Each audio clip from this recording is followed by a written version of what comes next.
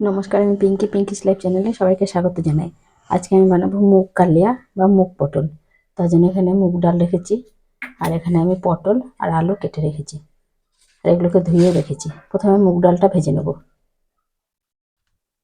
কড়াইয়ের মধ্যে মুগ ডালটা দিয়ে দেবো, দিয়ে রেখে খুব ভালো করে ভেজে নেব।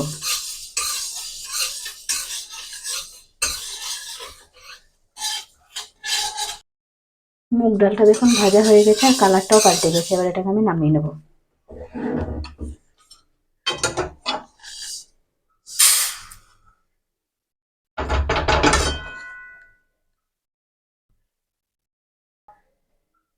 এবার আমি কড়াইয়ে তেল দিয়ে দিয়েছি, আর তেলটা গরম হয়ে গেছে। এবার আমি এর মধ্যে আলুগুলোকে ভেজে নেব।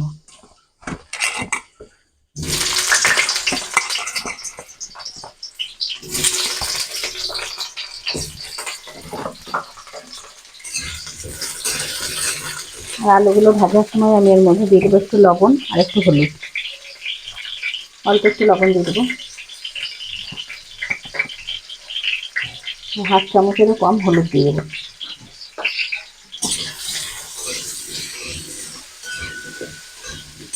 আলুটাকে ভালো করে ভেজে নেব।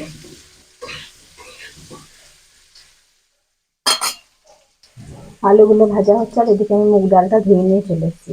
মুগ ডালটাকে আমি একটা সিটি দিয়ে নেব। আলুগুলো ভাজা হয়ে গেছে, আর এবার আলুগুলোকে আমি নামিয়ে নেব। আর আমি মুগ ডালটা সেদ্ধ করে নিচ্ছি প্রেসার কুকারে।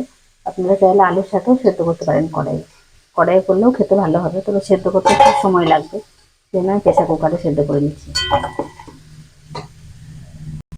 এবার আমি একই তেলের মধ্যে পটলগুলোকেও ভেজে নেব।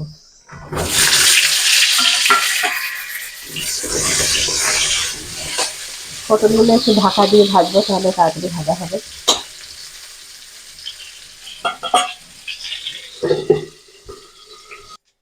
পটলগুলো লাল করে ভাজা হয়ে গেছে, এবার পটলগুলোকেও নামিয়ে নেব।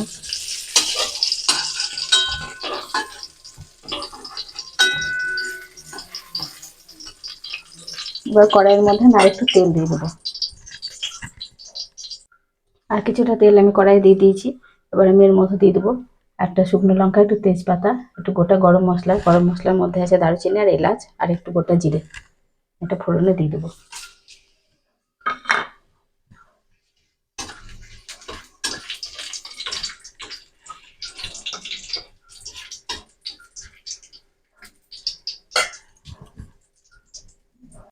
এবার আমি এর মধ্যে দিয়ে দেবো 1 চামচ আদা কাঁচা লঙ্কা বাটা। একসঙ্গে বেটে রেখেছি আদা কাঁচা লঙ্কাটা।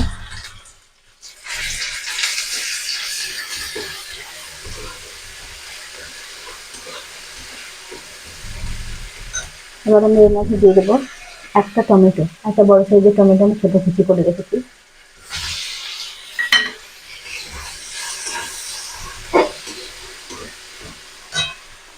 আর টমেটোটা যাতে তাড়াতাড়ি গলে যায়, তার জন্য আমি দিয়ে দেবো লবণ। লবণটা স্বাদ মতো দিয়ে দেবো, পরে আর দেবো না। আর দিয়ে দেবো এর মধ্যে হলুদ। লবণ হলুদ দিয়ে টমেটোটাকে গলতে দিয়ে দেবো, একটু সেদ্ধ হয়ে যাবে ভালো। তাহলে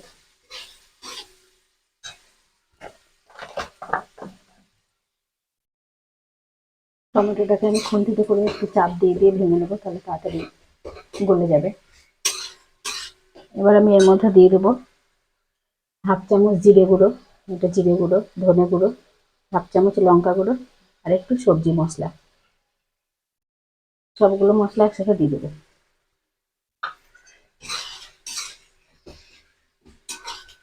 এরকম করে খুন্তিতে করে একটু চেপে চেপে দিলে টমেটোগুলো তাড়াতাড়ি গলে যাবে। আরও 1 মিনিট মতো আমি মশলাগুলোকে কষিয়ে নেবো।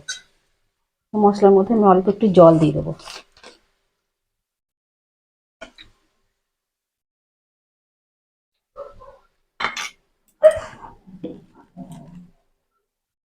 মশলাটা ভালোভাবে কষানো হয়ে গেছে। এবার আমি এর মধ্যে দিয়ে দেবো ভেজে রাখা আলু।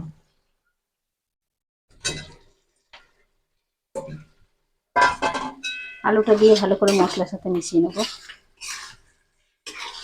আর আলুটাও ভালো করে মশলার সাথে কষানো হয়ে যাবে।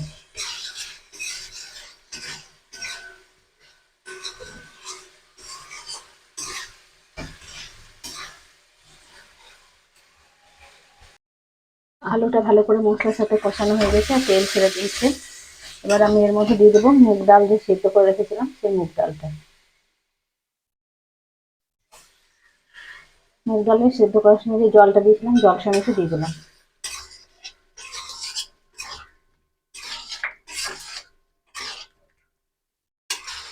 আবার একটু ডালটা দেওয়ার পরে কষিয়ে নেবো।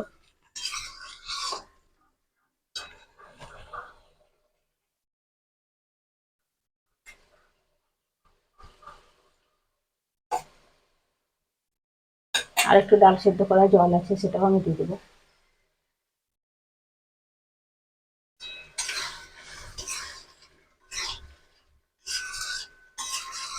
এবার আমি এর মধ্যে ভেজে রাখা পটলগুলোকে দিয়ে দেবো।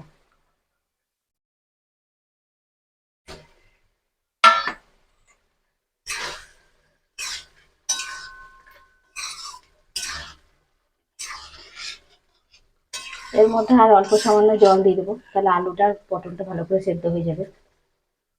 আলুটা আর একটু সেদ্ধ হবে। ডালটা প্রেসার কুকারে দিয়েছিলাম যার জন্য ডালটা সেদ্ধ হয়ে গেছে। আর এক বাটি মতো আমি জল দিয়ে দিলাম। আর এটা আপনারা যদি ঝোল রাখতে চান তাহলে আর একটু জল দিতে পারেন, তবে একটু ঝোল হলে খুব একটা ভালো লাগে না খেতে। এবার এটাকে আমি ঢাকা দিয়ে 4-5 মিনিট রান্না করে নেব।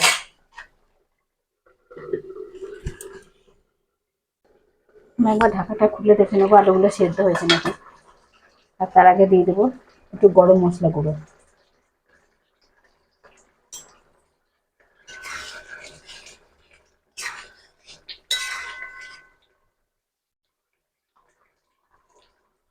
আলুগুলো খুব ভালোভাবে সেদ্ধ হয়ে গেছে। এবার আমি এটাকে আর 1 মিনিট মতো ফুটিয়ে নামিয়ে নেবো, যেহেতু গরম মশলা দিলাম।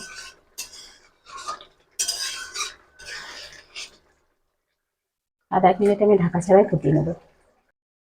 এবার আমার রেডি হয়ে গেছে মুগ কালিয়া বা মুগ আলু পটল। এবার আমি আঁচটা বন্ধ করে দেবো। এটা নিরামিষ রান্না, যারা ঘি পছন্দ করেন তারা একটু ঘি দিতে পারেন, আমি ঘিটা দেবো না।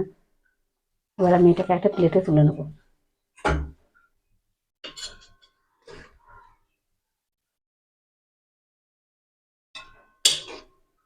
দেখুন সব কি সুন্দর গোটা গোটা হয়ে আছে, আর ডালগুলোও সেদ্ধ হয়ে গেছে, আলুটাও সেদ্ধ হয়ে গেছে ভালো করে। হাতে ধরে থাকলে গরম না, সেই জন্য থালাটাকে আমি নামিয়ে দিলাম। দেখুন মুগ ডালগুলো খুব ভালোভাবে সেদ্ধ হয়ে গেছে। আর এটা ভাত, রুটি, পোলাও, ফ্রাইড রাইস সব কিছুর সাথেই ভালো লাগে খেতে। এইভাবে একবার অবশ্যই বাড়িতে রান্না করে খেয়ে দেখবেন, আর কেমন লাগছে কমেন্টে জানাবেন। আর আমার এই ভিডিওগুলো ভালো লাগলে একটু লাইক, শেয়ার, কমেন্ট করবেন। আর চ্যানেলটিকে সাবস্ক্রাইব করে পাশে থাকবেন।